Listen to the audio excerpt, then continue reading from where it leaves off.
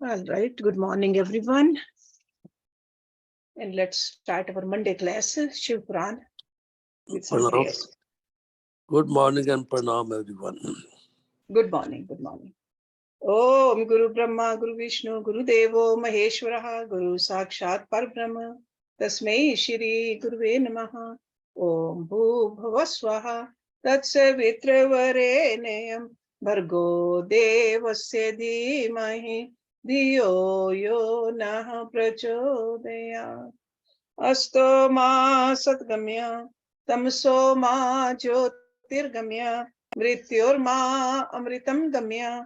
Om sehna vavtu, sehna bhunaktu, seviryam karvavahi, tejasvi navadhitamastu, ma vidvishavahi. Om shanti shanti shanti. Let's open our Shiv Puran books. Page number 372. That's where we'll start today. This is the second adhyay in this Samhita. And the title is Tarak पुत्रों के प्रभाव से संतप्त हुए देवों की ब्रह्मा के पास करुण पुकार, ब्रह्मा का उन्हें शिव के पास भेजना, शिव की आज्ञा से देवों का विष्णु की शरण में जाना और विष्णु का उन दैत्यों को मोहित करके उन्हें आचार भ्रष्ट करना। सनत कुमार जी कहते हैं, महर्षि तदंतर तारक पुत्रों के प्रभाव से दग्ध हुए इंद्र आदि सभी देवता दुखी हो परस्पर सलाह करके ब्रह्मा जी की शरण में गए। वहां संपूर्ण देवताओं ने दीन होकर प्रेम पूर्वक पितामह को प्रणाम किया और अवसर देखकर उनसे अपना दुखड़ा सुनाते हुए कहा। देवता बोले, धाता, त्रिपुरों के स्वामी तारक पुत्रों ने तथा मयासुर ने समस्त स्वर्गवासियों को संतप्त कर दिया है। ब्राह्मण, इसीलिए हम लोग दुखी होकर आपकी शरण में आए हैं। आप उनके वध का कोई उपाय कीजिए जिससे हम लोग सुख से रह सकें। ब्रह्मा जी ने कहा, देवगणों, तुम्हें उन दानवों से विशेष भय नहीं करना चाहिए। मैं उनके वध का उपाय बतलाता हूँ। भगवान शिव तुम्हारा कल्याण करेंगे। मैंने ही इन दैत्यों को बढ़ाया है, अतः मेरे हाथों इनका वध होना उचित नहीं। साथ ही त्रिपुर में इनका पुण्य भी वृद्धिगत होता रहेगा। अतः इंद्र सहित सभी देवता शिव जी से प्रार्थना करें। वे सर्वाधीश यदि प्रसन्न हो जाएंगे तो वे ही तुम लोगों का कार्य पूर्ण करेंगे। सनत कुमार जी कहते हैं, व्यास जी, ब्रह्मा जी की ये वाणी सुनकर इंद्र सहित सभी देवता दुखी हो उस स्थान पर गए जहां वृषभ ध्वज शिव आसीन थे। तब उन सब ने अंजलि बांधकर देवेश्वर शिव को भक्ति पूर्वक प्रणाम किया और कंधा झुकाकर लोकों के कल्याणकर्ता शंकर का स्तवन किया।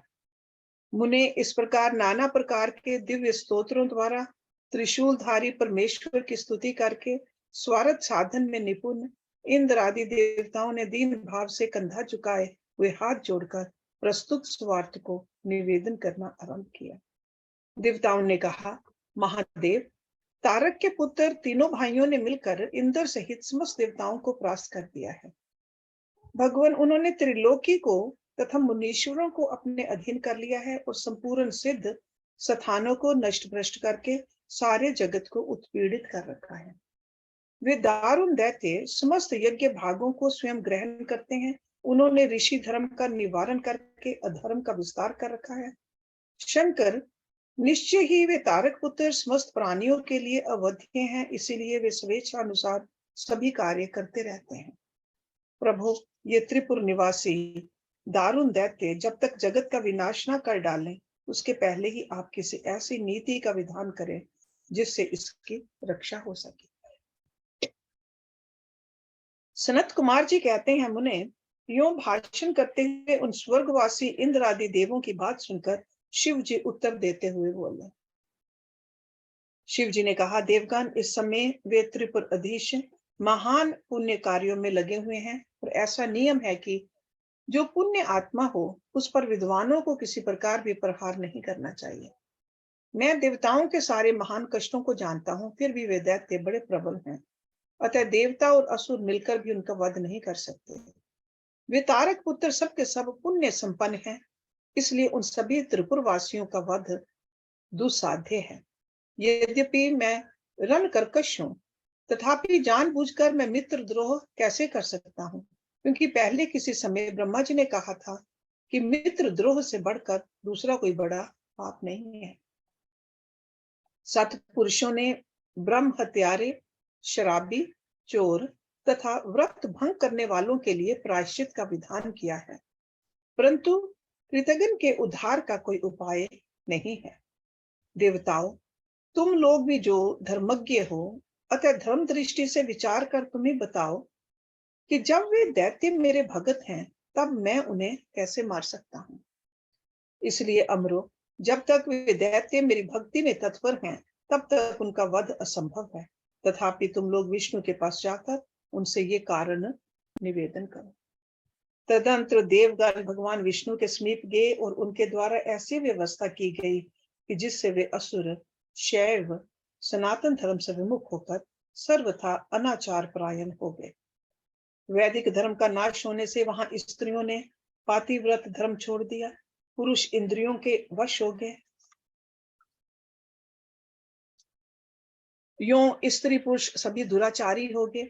देव आराधन, श्राद्ध, यज्ञ, व्रत, तीर्थ, शिव विष्णु सूर्य गणेश आदि का पूजन, स्नान, दान आदि सभी शुभ आचरण नष्ट हो गए। तब माया तथा अलक्ष्मी उन पुरों में जा पहुंची। तब से प्राप्त लक्ष्मी वहां से चली गई। इस प्रकार वहां अधर्म का विस्तार हो गया। मुने तब स्वेच्छा से भाइयों सहित उस दैत्य राज की तथा मैं की भी शक्ति कुंठित हो गई। सो नेक्स्ट चैप्टर, देवों का शिव जी के पास जाकर उनका स्तवन करना।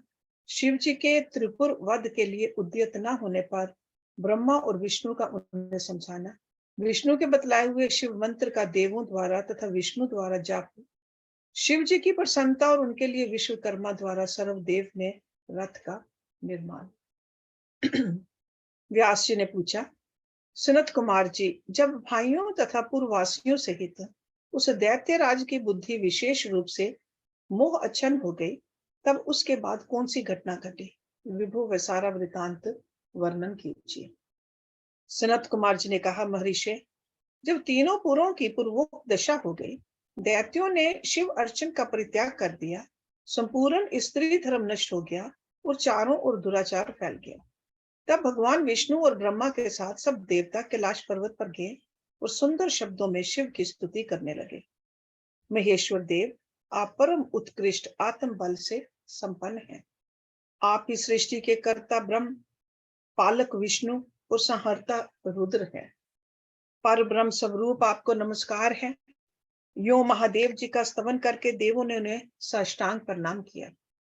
फिर भगवान विष्णु ने जल में खड़े होकर अपने स्वामी परमेश्वर शिव का मन ही मन स्मरण करके तन्मय हो दक्षिणा मूर्ति के द्वारा प्रकट रुद्र मंत्र का 1.5 करोड़ की संख्या तक जप किया। तब तक सभी देवता उन महेश्वर में मन लगाकर यूं उनकी स्तुति करते रहे। देवों ने कहा, प्रभु, आप समस्त प्राणियों के आत्म स्वरूप, कल्याणकर्ता और भक्तों की पीड़ा हरने वाले हैं। आपके गले में नीला चिन्ह है, जिससे आप नीलकंठ कहलाते हैं।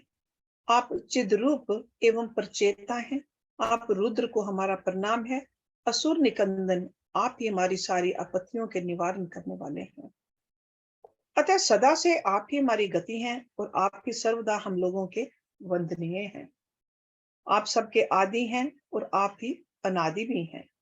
आप ही अनंत स्वरूप, अव्यय, प्रभु, प्रकृति पुरुष के भी साक्षात स्पर्शता और जगदीश्वर हैं। आप ही रजोगुण, सतवगुण और तमोगुण के आश्रय से ब्रह्मा, विष्णु और रुद्र होकर जगत के कर्ता, भर्ता और संहारक बनते हैं। आप ही इस भव सागर से तारने वाले हैं। आप समस्त प्राणियों के स्वामी, अविनाशी, वरदाता, वांग में स्वरूप, वेद प्रतिपाद्य और वाच्य वाचकता से रहित हैं। योग वेता योगी, आप ईशान से मुक्ति की याचना करते हैं। आप योगियों के हृदय कमल की कर्णिका पर विराजमान रहते हैं। वेद और संत जन कहते हैं कि आप पर ब्रह्म स्वरूप, तत्व रूप, तेजो राशि और परात्पर हैं। सर्व, आप सर्वव्यापी, सर्वात्मा और त्रिलोकी के अधिपति हैं। भव, इस जगत में जिसे परमात्मा कहा जाता है, वह आप ही हैं। जगत गुरु, इस जगत में जिसे देखने, सुनने, स्तवन करने तथा जानने योग्य बताया जाता है और जो अणु से भी सूक्ष्म तथा महान से भी महान है, वे आप ही हैं। आप चारों ओर हाथ, पैर, नेत्र, सिर, मुख, कान और नाक वाले हैं। अतः आपको चारों ओर से नमस्कार है। सर्वव्यापी आप सर्वज्ञ, सर्वेश्वर, अनावृत और विश्व रूप हैं। आप विरूपाक्ष को सब ओर से अभिवादन है। आप सर्वेश्वर, भव अध्यक्ष, सत्य में कल्याणकर्ता, अनुपमय और करोड़ों सूर्यों के समान प्रभावशाली हैं। आपको हम चारों ओर से दंडवत प्रणाम करते हैं। विश्व आराध्य, आदि अंत शून्य, 26वें तत्व, नियामक रहित तथा समस्त प्राणियों को अपने अपने कार्यों में प्रवृत्त करने वाले, आपको हमारा सब ओर से प्रणाम है। आप प्रकृति के भी प्रवर्तक, सबके पितामह और समस्त शरीरों में व्याप्त हैं। आप परमेश्वर को हमारा नमस्कार है। श्रुतियां तथा श्रुति तत्व के ज्ञाता, विज्ञजन आपको वरदायक, समस्त भूतों में निवास करने वाला स्वयंभू और श्रुति तत्वज्ञ बतलाते हैं। नाथ, आपने जगत में अनेकों ऐसे कार्य किए हैं जो हमारी समझ से परे हैं। इसलिए देवता, असुर, ब्राह्मण और अन्य सथावर जंगम भी आपकी ही स्तुति करते हैं। शंभो, त्रिपुरवासी दैत्यों ने हमें प्राय नष्ट सा कर डाला है। अतः आप शीघ्र ही उन असुरों का विनाश करके हमारी रक्षा कीजिए, क्योंकि देव वल्लभ हम देवों के एकमात्र आप ही गति हैं। परमेश्वर, इस समय वे आपकी माया से मोहित हो गए हैं। अतः प्रभु, वे भगवान विष्णु द्वारा बताई हुई युक्ति के चक्र में फंसकर सारा धर्म कर्म छोड़ बैठे हैं। भक्त वत्सल, हमारे सौभाग्यवश इस समय उन दैत्यों ने संपूर्ण धर्मों का परित्याग कर दिया है और नास्तिक शास्त्र का आश्रय ले रखा है। शरणदाता, आप सदा से देवताओं का कार्य करते आए हैं, इसलिए आज भी हम लोग आपके शरणापन्न हुए हैं। अब आपकी जैसी इच्छा हो वैसा कीजिए। सनत कुमार जी कहते हैं, मुनिवर, इस प्रकार महेश्वर का स्तवन करके देवगण दीन भाव से अंजलि बांधकर सामने खड़े हो गए। उस समय उनके मस्तक झुके हुए थे। इस प्रकार जब सुरेंद्र आदि देवों ने महेश्वर की स्तुति की और विष्णु ने ईशान संबंधी मंत्र का जप किया, तब सर्वेश्वर भगवान शिव प्रसन्न हो गए और वृषभ पर सवार हो वहीं प्रकट हो गए। उस समय पार्वती पति शिव का मन प्रसन्न था। उन्होंने नंदीश्वर की पीठ से उतरकर विष्णु का आलिंगन किया और फिर वे नंदी पर हाथ टेक कर खड़े हो गए और संपूर्ण देवताओं की ओर कृपा भरी दृष्टि से देखकर गंभीर वाणी में श्री हरि से बोले। शिव जी ने कहा, देव श्रेष्ठ, उन अधर्मनिष्ठ दैत्यों के तीनों पुरों को मैं नष्ट कर डालूंगा, इसमें संशय नहीं है। परंतु वे महादैत्य मेरे भगत थे और उनका मन सुदृढ़ रूप से मुझ में लगा रहता था। अतः यद्यपि इस समय उन्होंने व्याजवश उत्तम धर्म का परित्याग कर दिया है, तथापि क्या वे मेरे ही द्वारा मारने योग्य हैं? इसलिए जिन्होंने त्रिपुरवासी सारे दैत्यों को धर्म भ्रष्ट करके मेरी भक्ति से विमुख कर दिया है, वे विष्णु अथवा अन्य कोई ही उन्हें क्यों नहीं मारते? मुनीश्वर, शंभु के ये वचन सुनकर उन समस्त देवताओं का तथा श्री हरि का भी मन उदास हो गया। जब सृष्टिकर्ता ब्रह्मा ने देखा कि देवताओं और विष्णु के मुख पर उदासी छा गई है, तब उन्होंने हाथ जोड़कर शंभु से कहना आरंभ किया। ब्रह्मा जी बोले, परमेश्वर, आप योग वेताओं में श्रेष्ठ, पर ब्रह्म तथा सदा से देवों और ऋषियों की रक्षा में तत्पर रहते हैं। अतः पाप आपका स्पर्श नहीं कर सकता। साथ ही आपके आदेश से ही तो उन्हें मोह में डाला गया है। इसके प्रेरक तो आप ही हैं। इस समय वश्य ही उन्होंने अपने धर्म का परित्याग कर दिया है और वे आपकी भक्ति से विमुख हो गए हैं। तथापि आपके सिवा दूसरा कोई उनका वध नहीं कर सकता। देवों और ऋषियों के प्राण रक्षक महादेव, साधुओं की रक्षा के लिए आपके द्वारा उन मलेच्छों को का वध करना उचित है। आप तो राजा हैं, अतः राजा को धर्म अनुसार पापियों का वध करने से पाप नहीं लगता। इसलिए इस कांटे को उखाड़कर साधु ब्राह्मणों की रक्षा कीजिए। राजा यदि अपने राज्य तथा सर्वलोक अधिपत्य को स्थिर रखना चाहता हो, तो उसे अपने राज्य में एवं अन्यत्र भी ऐसा ही व्यवहार करना चाहिए। इसलिए आप देवगणों की रक्षा के लिए उद्यत हो जाइए, विलंब मत कीजिए।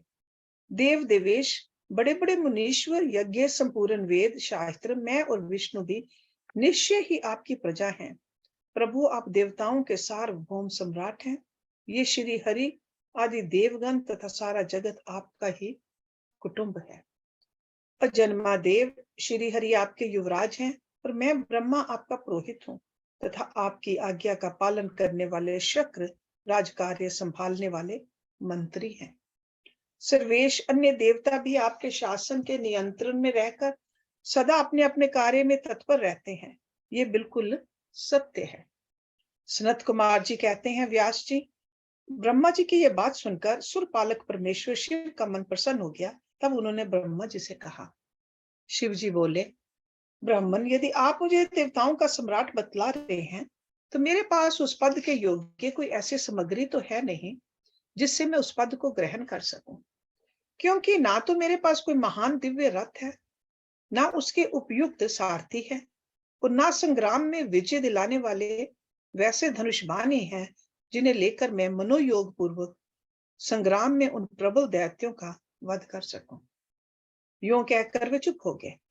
परंतु शिव जी को शीघ्र प्रस्तुत होते न देखकर समस्त देवता, कश्यप आदि ऋषि अत्यंत व्याकुल तथा दुखी हो गए। तब भगवान हरि ने उनसे कहा।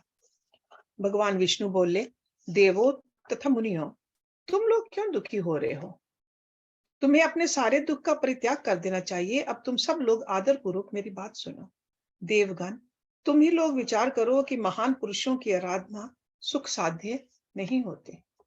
मैंने ऐसा सुना है कि महाराधन में पहले महान कष्ट झेलना पड़ता है, पीछे भगत की दृढ़ता देखकर इष्ट देव अवश्य प्रसन्न होते हैं। परंतु शिव तो समस्त गणों के अध्यक्ष तथा परमेश्वर हैं। ये तो आशुतोष ही ठहरे। अतः पहले ओम का उच्चारण करके फिर नमः का प्रयोग करें, फिर शिवाय कहकर 2 बार शुभम का उच्चारण करें, उसके बाद 2 बार कुरु का प्रयोग करके फिर शिवाय नमः ओम जोड़ दें। ऐसा करने से ओम नमः शिवाय, शुभम शुभम, कुरु कुरु, शिवाय नमः ओम, ये मंत्र बनता है। बुद्धि विशारदो, यदि तुम लोग शिव की प्रसन्नता के लिए इस मंत्र का पुनः 1 करोड़ जप करोगे तो शिव जी अवश्य तुम्हारा कार्य पूर्ण करेंगे। मुने प्रभावशाली श्री हरि ने जब यूं कहा, तब सभी देवता पुनः शिव आराधन में लग गए। तत्पश्चात श्री हरि भी देवों तथा मुनियों के कार्य की सिद्धि के हेतु शिव में मन लगाकर विशेष रूप से विधि पूर्वक जप में तत्पर हो गए। मुनि श्रेष्ठ, इधर देवगण धैर्य संपन्न हो बारंबार शिव शिव यो उच्चारण करते हुए 1 करोड़ जप करके सामने खड़े हो गए। इसी समय स्वयं साक्षात शिव पूर्व स्वरूप धारण करके प्रकट हो गए और यो कहने लगे। श्री शिव जी बोले, हरे ब्राह्मण, देवगण तथा उत्तम व्रत का पालन करने वाले मुनियों, मैं तुम लोगों के इस जप से प्रसन्न हो गया हूं। अतः अब तुम लोग अपना मनोवांछित वर मांग लो। देवताओं ने कहा, देवाधिदेव कल्याणकर्ता जगदीश्वर, यदि आप हम पर प्रसन्न हैं तो देवों की विकलता का विचार करके शीघ्र ही त्रिपुर का संहार कर दीजिए। परमेश्वर, आप दीन बंधु तथा कृपा की खान हैं। आपने ही सदा से हम देवताओं की बारंबार विपत्तियों से रक्षा की है, अतः इस समय भी आप हमारी रक्षा कीजिए। सनत कुमार जी कहते हैं, ब्राह्मण, तब ब्रह्मा और विष्णु सहित देवों की वह बात सुनकर शिव जी मन ही मन प्रसन्न हुए और पुनः इस प्रकार बोले। महेश्वर ने कहा, हरे ब्राह्मण, देवगण तथा मुनियों, अब त्रिपुर को नष्ट हुआ ही समझो। तुम लोग आदर पूर्वक मेरी बात सुनो और उसके अनुसार कार्य करो। मैंने पहले जिस दिव्य रथ, सारथी, धनुष और उत्तम बाण को अंगीकार किया है, वह सब शीघ्र ही तैयार करो। विष्णु तथा विधेय, निश्चय ही तुम दोनों त्रिलोकी के अधिपति हो, इसलिए तुम्हें चाहिए कि मेरे लिए प्रयत्न पूर्वक सम्राट के योग्य सारा उपकरण प्रस्तुत करो। तुम दोनों सृष्टि के सृजन और पालन कार्य में नियुक्त हो, अतः त्रिपुर को नष्ट हुआ समझकर देवताओं की सहायता के लिए यह कार्य अवश्य करो। ये शुभ मंत्र जिसका तुम लोगों ने जप किया है, महान पुण्य में तथा मुझे प्रसन्न करने वाला है। ये भुक्ति मुक्ति का दाता, संपूर्ण कामनाओं का पूरक और शिव भक्तों के लिए अनंतप्रद है। ये स्वर्ग कामी पुरुषों के लिए धन, यश और आयु की वृद्धि करने वाला है। ये निष्काम के लिए मोक्ष तथा साधन करने वाले पुरुषों के लिए भुक्ति मुक्ति का साधक है। जो मनुष्य पवित्र होकर सदा इस मंत्र का कीर्तन करता है, सुनता है अथवा दूसरों को सुनाता है, उसकी सारी अभिलाषाएं पूर्ण हो जाती हैं। सनत कुमार जी कहते हैं, मुने, परमात्मा शिव की ये बात सुनकर सभी देवता परम प्रसन्न हुए और ब्रह्मा तथा विष्णु को तो विशेष आनंद प्राप्त हुआ। उस समय विश्वकर्मा ने शिव की आज्ञा अनुसार विश्व के हित के लिए एक सर्वदेव में तथा परम शोभन दिव्य रथ का निर्माण किया। Next chapter. सर्वदेव में रथ का वर्णन। शिव जी का उस रथ पर चढ़कर युद्ध के लिए प्रस्थान, उनका पशुपति नाम पड़ने का कारण, शिव जी द्वारा गणेश का पूजन और त्रिपुर दाहा में दानव का त्रिपुर से जीवित बच निकलना। व्यास जी ने कहा, शैव प्रवर सनत कुमार जी, आपकी बुद्धि बड़ी उत्तम है, आप सर्वज्ञ हैं। तात आपने परमेश्वर शिव की जो कथा सुनाई है वह अत्यंत अद्भुत है। अब बुद्धिमान विश्वकर्मा ने शिव जी के लिए जिस देव में एवं परम उत्कृष्ट दिव्य रथ का निर्माण किया था, उसका वर्णन कीजिए। सूत जी कहते हैं, मुने, व्यास जी की ये बात सुनकर मुनीश्वर सनत कुमार शिव जी के चरण कमलों का स्मरण करके बोले। सनत कुमार जी ने कहा, महाबुद्धिमान मुनिवर व्यास जी, मैं शिव जी के पाद पद्मों का स्मरण करके अपनी बुद्धि के अनुसार रथ की निर्माण कथा का वर्णन करता हूँ, सुनो। तदंतर विश्वकर्मा ने रुद्र देव के लिए बड़े यत्न से आदर पूर्वक सर्वलोक में दिव्य रथ की रचना की। वह सर्वसम्मत तथा सर्वभूत में रथ सुवर्ण का बना हुआ था। उसके दाहिने चक्र में सूर्य और वाम चक्र में चंद्रमा विराजमान थे।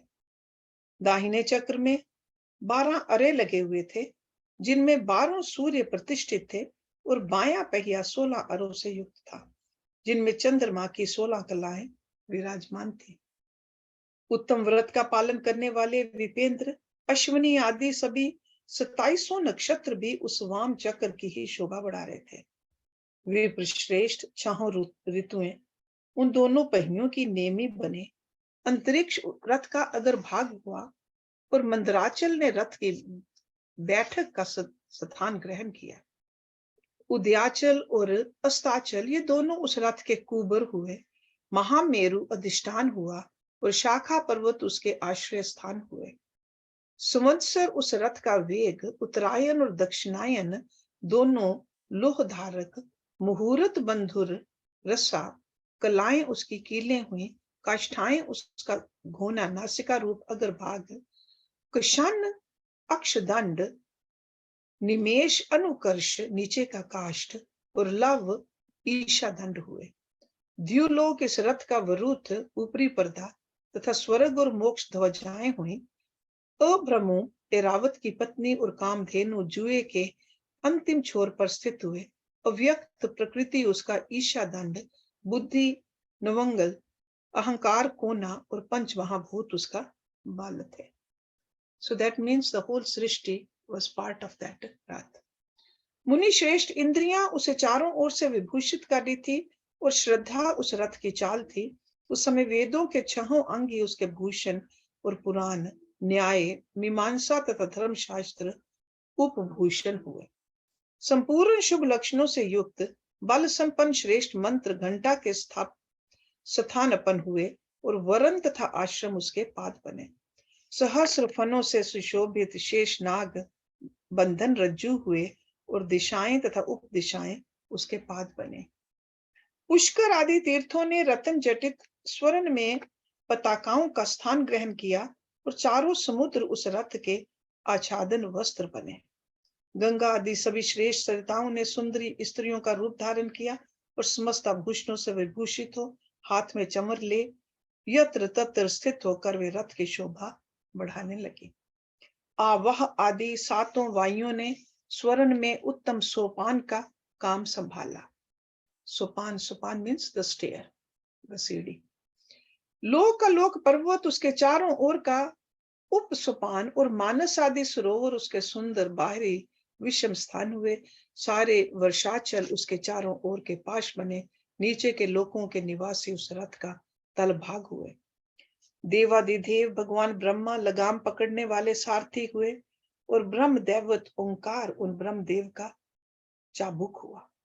अकार ने विशाल छत्र का रूप धारण किया। मंदराचल पार्श्व भाग का दंड हुआ। शैलराज हिमालय धनुष और स्वयं नागराज शेष उसकी प्रत्यंचा बने।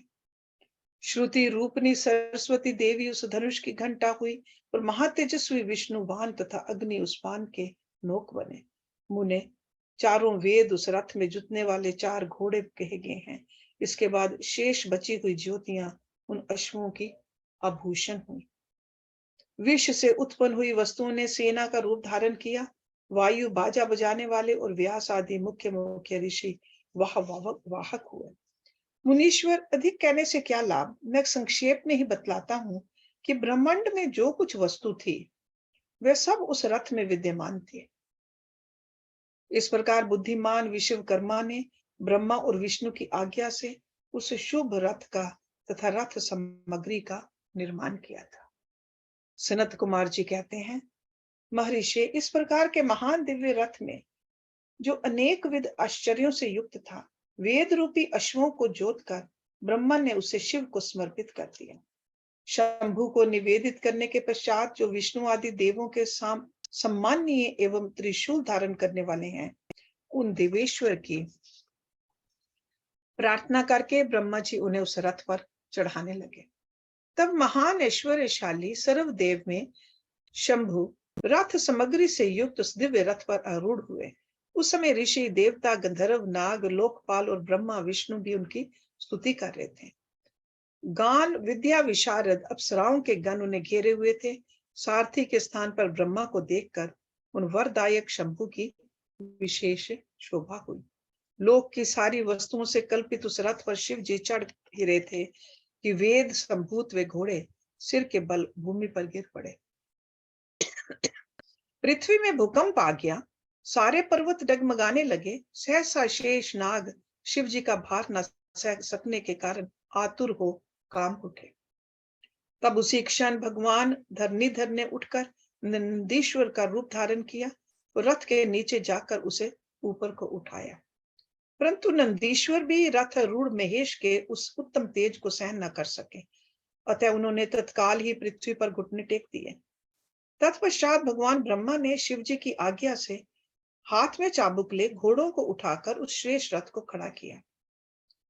तदंतर महेश द्वारा अधिष्ठित उस उत्तम रथ में बैठे हुए ब्रह्मा जी ने रथ में जुते हुए मन और वायु के समान वेगशाली वेद में अश्वों को उन तपस्वी दानवों के आकाश से तीनों पुरों को लक्ष्य करके आगे बढ़ाया।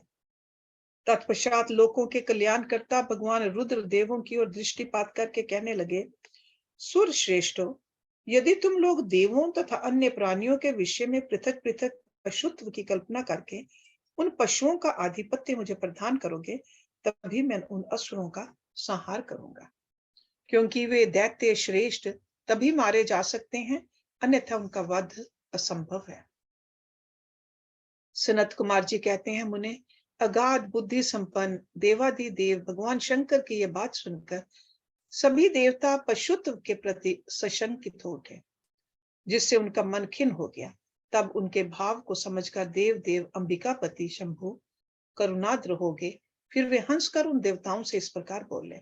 शंभु ने कहा, देव श्रेष्ठो, पशु भाव प्राप्त होने पर भी तुम लोगों का पतन नहीं होगा। मैं उस पशु भाव से विमुक्त होने का उपाय बतलाता हूँ, सुनो और वैसा ही करो। समाहित मन वाले देवताओं, मैं तुम लोगों से सच्ची प्रतिज्ञा करता हूं कि जो इस दिव्य पाशुपत व्रत का पालन करेगा वह पशुत्व से मुक्त हो जाएगा। सूर श्रेष्ठो, तुम्हारे अतिरिक्त जो अन्य प्राणी भी मेरे पाशुपत व्रत को करेंगे वे भी निसंदेह पशुत्व से छूट जाएंगे। जो नैष्टिक ब्रह्मचर्य का पालन करते हुए 12 वर्ष तक, 6 वर्ष तक अथवा 3 वर्ष तक मेरी सेवा करेगा अथवा कराएगा, वह पशुत्व से मुक्त हो जाएगा। इसलिए श्रेष्ठ देवताओं, तुम लोग भी जब इस परम उत्कृष्ट दिव्य व्रत का पालन करोगे तो उसी समय पशुत्व से मुक्त हो जाओगे, इसमें कुछ भी संशय नहीं है।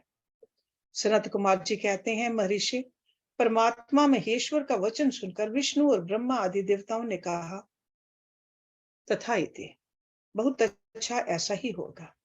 इसलिए बड़े बड़े देवता और असुर भगवान शंकर के पशु बने और पशुत्व रूपी पाश से विमुक्त करने वाले रुद्र पशुपति हुए। तभी से महेश्वर का पशुपति ये नाम विश्व में विख्यात हो गया। ये नाम समस्त लोकों में कल्याण प्रदान करने वाला है। उस समय संपूर्ण देवता तथा ऋषि हर्षमगन होकर जय जयकार करने लगे और देवेश्वर ब्रह्मा, विष्णु तथा अन्य अन्य प्राणी भी परमानंद मगन हो गए।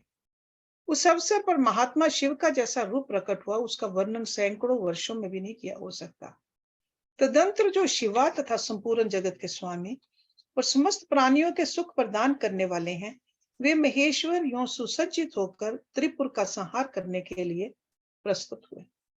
जिस समय देव देव महादेव त्रिपुर का विनाश करने के लिए चले, उस अवसर पर देवराज आदि सभी प्रधान प्रधान देवता भी उनके साथ प्रस्तुत हुए। पर्वत के समान विशाल काय उन सुरेश्वरों का मन प्रसन्न था। वे सूर्य के समान प्रकाशित हो रहे थे। वे सभी हाथों में हल, शाल, मुसल, भुशुंडी और नाना प्रकार के पर्वत जैसे विशाल आयुधों को धारण करके हाथी, घोड़े, सिंह, रथ और बैलों पर सवार हो चल रहे थे। उस समय जिनके शरीर परम प्रकाशमान थे और मन महान उत्साह से संपन्न थे तथा जो नाना प्रकार के अस्त्र शस्त्रों से सुसज्जित थे, वे इंद्र, ब्रह्मा और विष्णु आदि देव शंभु की जय जयकार बोलते हुए महेश्वर के आगे आगे चले। सभी दंडी एवं जटाधारी मुनि हर्ष मनाने लगे और आकाशचारी सिद्ध तथा चारण पुष्पों की वृष्टि करने लगे। विपेंद्र त्रिपुर की यात्रा करते समय जितने गणेश्वर शिव के साथ थे, उनकी गणना करके कौन पा सकता है। तथापि मैं कुछ का वर्णन करता हूं।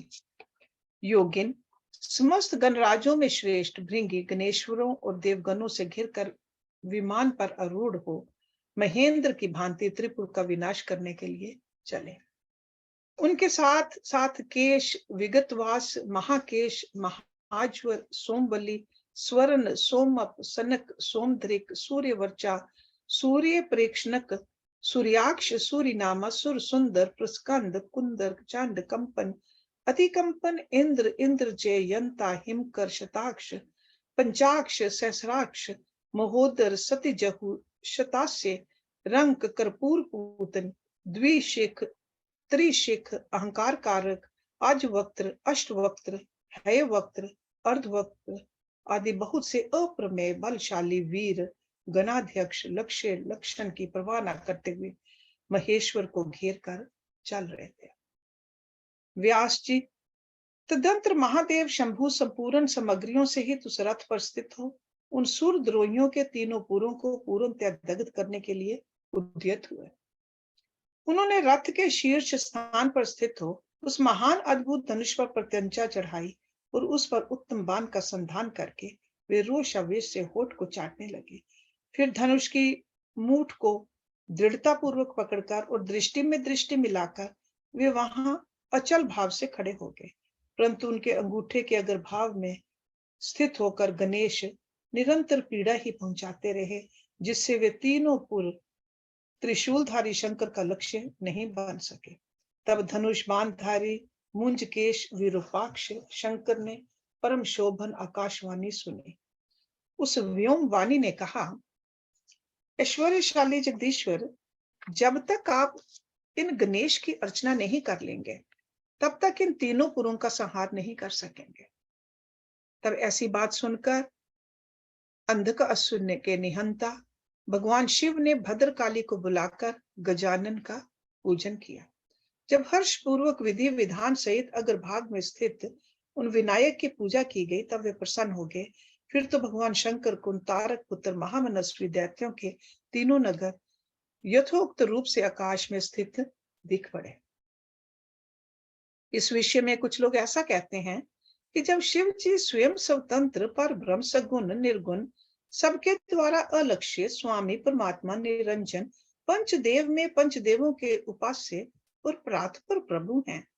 वे ही सबके उपास्य हैं, उनका उपास्य कोई नहीं है। तब सबके वंदनीय पर ब्रह्म स्वरूप उन देवेश्वर महेश्वर के विषय में ये बात उचित नहीं जान पड़ती कि उनकी कार्य सिद्धि अन्य की कृपा पर अवलंबित हो, परंतु मुने उन देवादिदेव वरदानी महेश्वर के चरित्र में लीलावश सब कुछ घटित हो सकता है।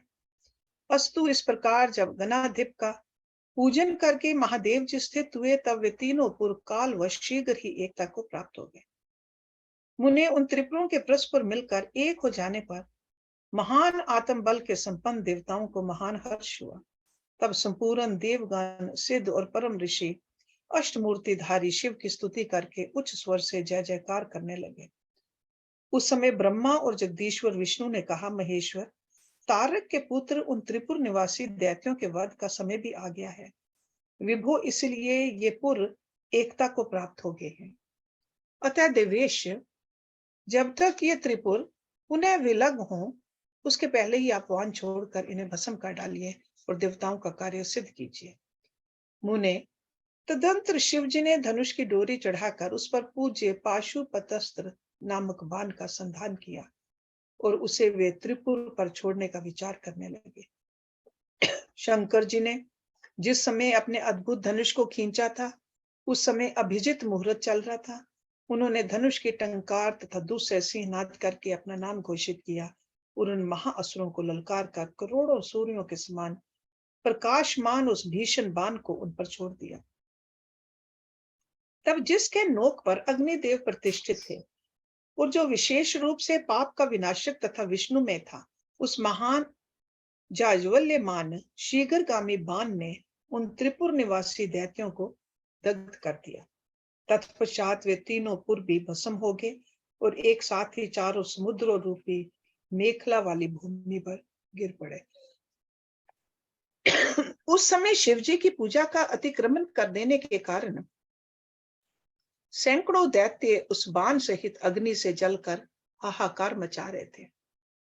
जब भाइयों सहित तारकाश जलने लगा, तब उसने अपने स्वामी भक्तवत्सल भगवान शंकर का स्मरण किया और मन ही मन महादेव को देखकर परम भक्ति पूर्वक नाना प्रकार से विलाप करता हुआ वह उनसे कहने लगा। तारकाक्ष बोला, भाव आप हम पर प्रसन्न हैं, यह हमें ज्ञात हो गया है। इस सत्य के प्रभाव से आप फिर कब भाइयों सहित हमको दग्ध करेंगे? भगवान, जो देवता और असुरों के लिए अप्राप्य है, वह आपके हाथ से मरण रूप दुर्लभ लाभ हमें प्राप्त हो गया। अब जिस जिस योनि में हम जन्म धारण करें, वहां हमारी बुद्धि आपकी भक्ति से भावित रहे। मुने, यूं वे दैत्य विलाप कर ही रहे थे कि शिव जी की आज्ञा से उस अग्नि ने उन्हें अद्भुत रीति से जलाकर राख की ढेरी बना दिया। व्यास जी और भी जो बालक और वृद्ध दानव थे, वे शिव आज्ञा अनुसार उस अग्नि द्वारा शीघ्र ही जलकर भस्म हो गए। यहाँ तक कि उन त्रिपुरों में जितनी स्त्रियां और पुरुष थे, वे सब के सब उस अग्नि से उसी प्रकार दग्ध हो गए जैसे कल्पांत में जगत भस्म हो जाता है। उस समय उस भीषण अग्नि से कोई भी स्थावर जंगम बिना जले नहीं बचा, किंतु असुरों का विश्वकर्मा अविनाशी मैं बच गया, क्योंकि वह देवों का अविरोधी शंभु के तेज से सुरक्षित और साध भगत था। विपत्ति के अवसर पर भी वह महेश्वर का शरणागत बना रहता था। जिन दैत्यों तथा अन्य प्राणियों का भाव अभाव अथवा कृत अकृत के प्राप्त होने पर नाशकारक पतन नहीं होता, वे विनाश से बचे रहते हैं। इसलिए सत्पुरुषों को अत्यंत संभावित उत्तम कर्म के लिए ही प्रयत्न करना चाहिए, क्योंकि निंदित कर्म करने से प्राणी का विनाश हो जाता है। अतः गर्हित कर्म का आचरण भूल कर भी ना करें। उस समय भी जो दैत्य बंधु बांधवों सहित शिव जी की पूजा में तत्पर थे, वे सब के सब शिव पूजा के प्रभाव से दूसरे जन्म में गणों के अधिपति हो गए। Next chapter. देवों के स्तवन से शिव जी का कोप शांत होना और शिव जी का उन्हें वर देना, मैं दानव का शिव जी के समीप आना और उनसे वर याचना करना, शिव जी से वर पाकर मैं का वितल लोक में जाना। व्यास जी ने पूछा, महाबुद्धिमान सनत कुमार जी, आप तो ब्रह्मा के पुत्र और शिव भक्तों में सर्वश्रेष्ठ हैं, अतः आप धन्य हैं। अब ये बतलाइए कि त्रिपुर के दग्ध हो जाने पर संपूर्ण देवताओं ने क्या किया, मैं कहाँ गया और त्रिपुर अध्यक्षों की क्या गति हुई। यदि यह वृतांत शंभु की कथा से संबंध रखने वाला हो तो वैसा विस्तार पूर्वक मुझसे वर्णन कीजिए। सूत जी कहते हैं, मुने, व्यास जी का प्रश्न सुनकर सृष्टिकर्ता ब्रह्मा के पुत्र भगवान सनत कुमार शिव जी के युगल चरणों का स्मरण करके बोले। सनत कुमार जी ने कहा, महाबुद्धिमान व्यास जी, जब महेश्वर ने दैत्यों से खचाखच भरे हुए संपूर्ण त्रिपुर को भस्म कर दिया, तब सभी देवताओं को महान आश्चर्य हुआ। उस समय शंकर जी के महान भयंकर रौद्र रूप को, जो करोड़ों सूर्यों के समान प्रकाशमान और प्रलयकालीन अग्नि की भांति तेजस्वी था, तथा जिसके तेज से दसों दिशाएं प्रज्वलित सी दिख रही थी, देखकर साथ ही हिमाचल पुत्री पार्वती देवी की ओर दृष्टिपात करके संपूर्ण देवता भयभीत हो गए। तब मुख्य मुख्य देवता विनम्र होकर सामने खड़े हो गए। उस अवसर पर बड़े बड़े ऋषि भी देवताओं की वाहिनी को भयभीत देखकर खड़े ही रह गए, कुछ बोल न सके। वे चारों ओर से शंभु को प्रणाम करने लगे। तत्पश्चात ब्रह्मा भी शिवजी के उस रूप को देखकर भयग्रस्त हो गए। तब उन्होंने डरे हुए विष्णु तथा देवगणों के साथ प्रसन्न मन से सावधानी पूर्वक उन गिरिजा सहित महेश्वर का, जो देवों के भी देव, भव तथा हर नाम से प्रसिद्ध, भक्तों के अधीन रहने वाले और त्रिपुर हंता है, स्तवन किया। तदंतर सभी प्रमुख देवताओं ने भगवान शिव की स्तुति की।